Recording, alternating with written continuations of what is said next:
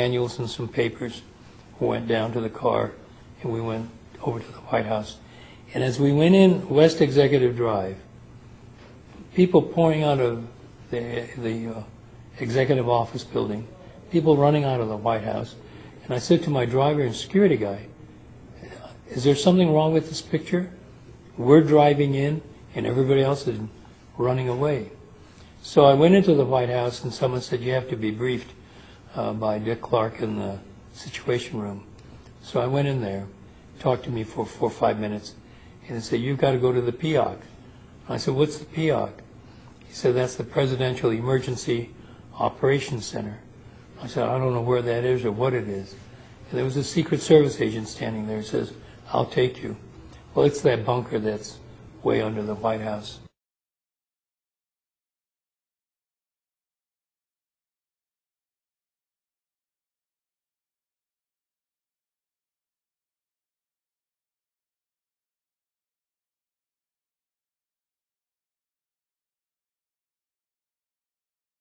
Some young man came in and said to the vice president, there's a plane 50 miles out coming towards D.C. So I said, Monty Belger, who's the number 2 at FAA, I said, Monty, what do you have on radar on this plane coming in? He said, well, the transponder's been turned off, so we don't know who it is, and we don't know the altitude or speed. And so I said, well, where is it? He said, well, it's somewhere beyond Great Falls right now. And so then the young man came in and said, it's 20 miles away. And so I'd say, well, Monty, where is this plane in relationship to the ground? And radar, it's hard to associate with a ground point, but they'd be able to tell you roughly the distance from wherever you are. But he couldn't tell you speed or altitude. And then all of a sudden, as I was talking to him, he said, I lost the bogey, lost the target. I said, well, where is it?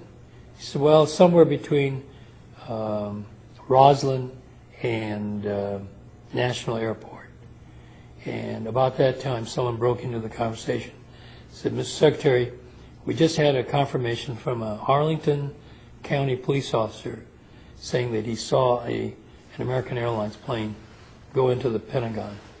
So then I said, Monty, bring all the airplanes down. When you see one of something happen, it's an accident. When you see 2 of the same thing happening, it's a trend, something. When you see 3, it's a plan. So I said, bring all the planes down.